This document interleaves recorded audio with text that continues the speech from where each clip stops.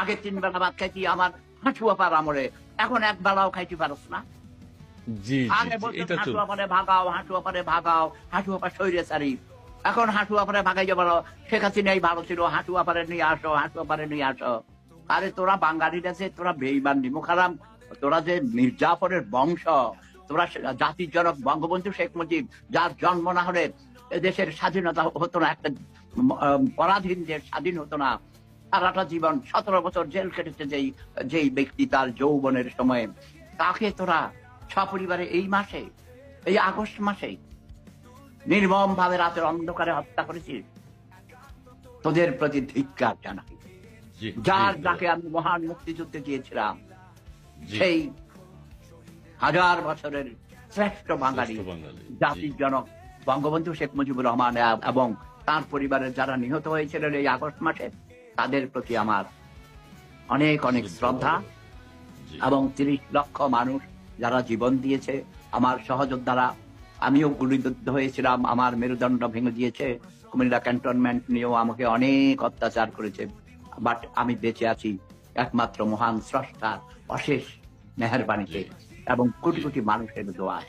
গত জি সপ্তাহে জি এই দিনে দাদা, এই জি জি বৃহস্পতিবারে সকালবেলায় আমার জি, ছেলে স্বপ্ন দেখানো ছিল এবং হ্যাঁ ঘুম আমরা থেকে দেখেছি উঠে দেখি যে দেখেছি, মেসেজ আসছে যে সেপুদা মারা জি, গেছে, সেপুদা মারা গেছে।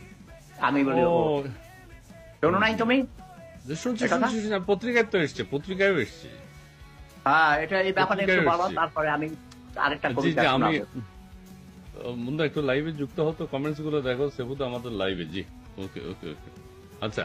তো দাদা আমি যে, হ্যাঁ প্রিয় দর্শক, কিছুদিন আগে আপনারা নিশ্চয়ই খেয়াল করেছেন, পত্র পত্রিকায় এসেছে, সোশ্যাল মিডিয়ায় এসেছে, সেফুদা নিহত, সেফুদা নেই, কিন্তু সেফুদা নিজেই বললেন যে আমি জীবিত।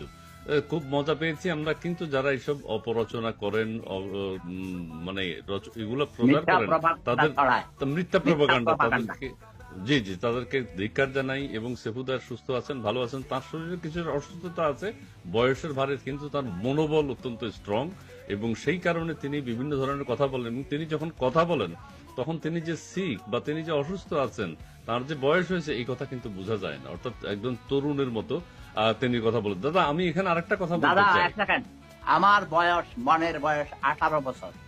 18 ও বছর 18 বয়স যার, যুদ্ধে যাবার সময় তার, আমি এখনো সময় তার, যুদ্ধরত, আমি এখনো জি যুদ্ধ করি।